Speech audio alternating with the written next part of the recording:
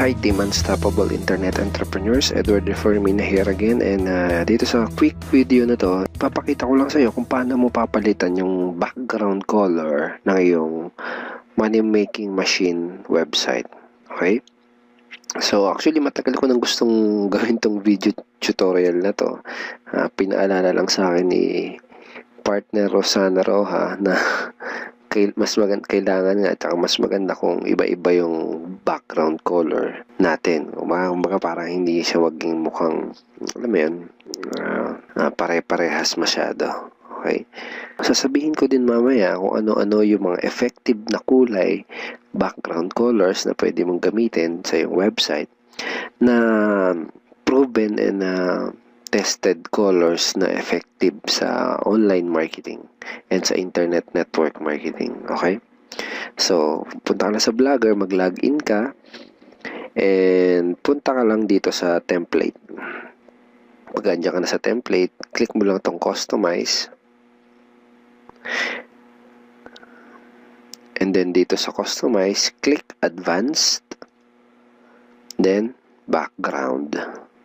Okay, dito sa outer background, ito actually yung ito.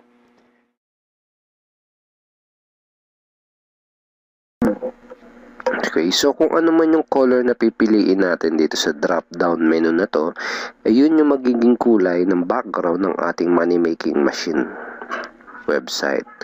Alright? So, by default, color blue yung naka-default sa ating website for some reasons. Ay unang-una, experts, internet marketing experts, use this background most of the time dahil based on their tests, napaka-effective and mataas yung conversion rate ng color na to. So, wala naman very specific reasons pero they believe na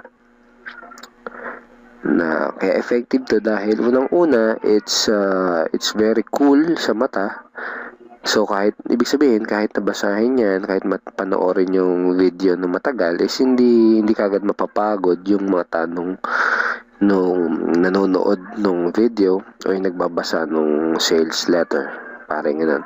Second reason is color blue, especially yung gantong blue, yung medyo dark blue or navy blue ba tawag nila dyan, is mas mabilis nakakapag-establish ng trust pagdating sa prospects at sa visitors. Okay?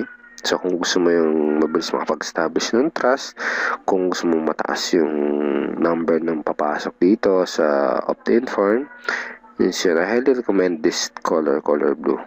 Okay? And third reason is may very professional and business aura yung color na to ng blue. Mga parang you are serious about what you're doing. Okay? Parang ganun. Pero hindi lang color blue ang effective na kulay as background para sa ating website. Actually, madami pang iba. And actually, pwede ka nang pumili dito ng iba pang kulay. Pero yung iba nga lang is hindi magiging effective. Iba masakit sa mata like this one. Example, see? Yung color na to, baka pagpasok pa lang nung prospect mo doon sa website, pagkakita niya pa lang i-click niya agad yung close or yung back button kasi nga masakit sa mata. Okay? So, yung ibang kulay naman, medyo hindi bagay. Okay? So, siguro kung health and wellness yung pinopromote natin or supplement, okay, babagay ang color na yan. Pero in our case, hindi siya babagay. Ang ilan pa sa mga effective na color background ay white, okay? Because of very clean looking, okay? Nowadays, madaming gumagamit ng all white na background. Okay, siguro na-test nila na sobrang effective ng background to. So, I highly suggest this color also. Susunod, light gray. Yan, okay din yan. Okay.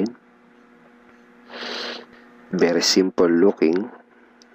And di naman kailangan magarbo yung website natin para maging effective. Actually, mas simple, mas maganda.